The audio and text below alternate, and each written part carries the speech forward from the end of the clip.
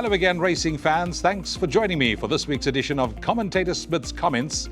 And this is, of course, where I share my sentiments, my selections and horses that I'll be following and the reasoning behind me having a flutter on the Tab 4 Racing app, and of course sharing that information by that wonderful innovation that is available on the app. Now this weekend we have Grade 1 racing action at HWB Scottville in KwaZulu-Natal, and that is probably where everyone's focus of attention will be. A jackpot of Grade 1 races, and race 5, the Alan Robertson Championship, where 15 two-year-old fillies will line up, is the first of those feature races on the card. Now a case can be made for quite a few of them in this race, and the train of thought would be you either play wide to try and beat the more fancied runners, or you go short. I'm in the camp of rather starting off short, and I've narrowed it down to Miss Cool from the informed stable of Paul Peter. Now she's on a hat-trick, and chances are she could probably pull it off. She was an impressive winner of the Grade 2 nursery at Turffontein last time out. She raced up handy, and then she kicked clear into the closing stages. A repeat of that one, I reckon, certainly makes her the horse to beat in this lineup. The second of the Grade 1s is race 6, the Gold Medallion, where 12 two-year-old colts line up. And as we all know, Dennis Dreyer has a remarkable record in this race. That's the first horse I went and had a look at, Galatorian. Ultra consistent, but he was beaten by a horse called Prophet, whom many will say is the horse to beat in this race.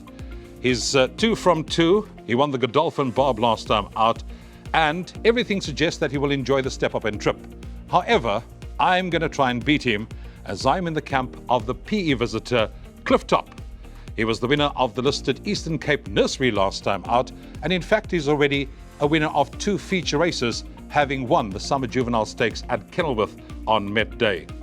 Now, despite being slow away last time out, he certainly quickened up very nicely. That was eye-catching, the manner in which he disposed of that field, and I reckon a repeat of that run could see him in the shake-up.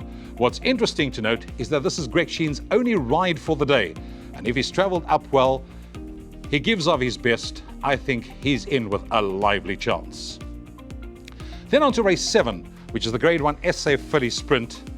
And yeah, I'm keeping fingers crossed and hoping that one of my favourite fillies in training comes through and shows a class.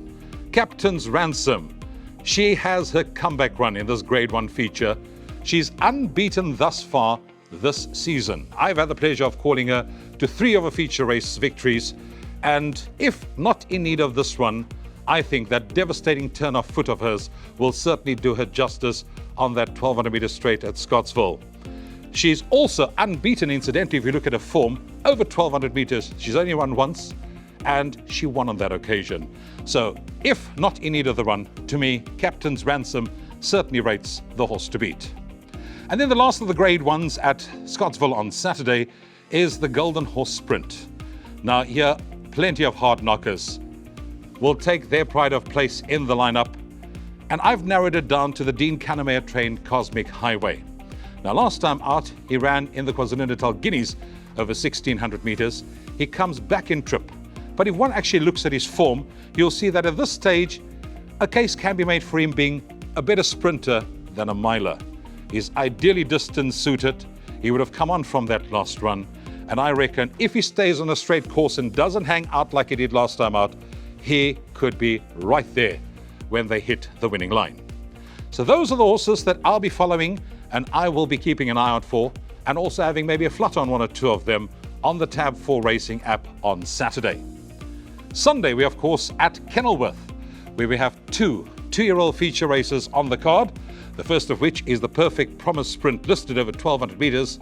And here, the nursery winner makes her reappearance, Epsom Girl. Now, she certainly does look like the horse they all have to beat, but to date, of all the fillies that I've called thus far this season, there was one that certainly stood out to me, and that was a horse called Ciao Bella. She probably was the most impressive juvenile filly I've called to date. She sat just off them in the early part of the race, and once the jockey pressed the button, the response was instant, and she absolutely pulled away from the opposition, putting daylight between herself and the rest. That run and that win would have brought her on, and I reckon she will probably give Epsom Girl the most to think about in the run to the line. The other 2-year-old feature on the day is the Somerset listed 1200, and here I'm looking no further than number 1, Hit the March Sunshine. I've been at the track on both occasions. I called him first time out to victory. He certainly is a very impressive looking individual, and Richard Fourie has got to know him well. This will be his third career start. He's already beaten most of the runners he faced again today, and to me, he will take a power of beating. So those are the feature races and the two meetings that we'll be concentrating on over this coming weekend. The Tab 4 Racing app has everything at your fingertips. Make sure you've deposited money, get those bets on, share them with your friends, and if you are in the vicinity of HWB Scottville or Kenilworth Racecourse on Sunday, make a point of popping in and having an afternoon of fun-filled racing entertainment. I'm Ravon Smit. Trust you'll have an enjoyable and profitable weekend. I look forward to seeing you at the races.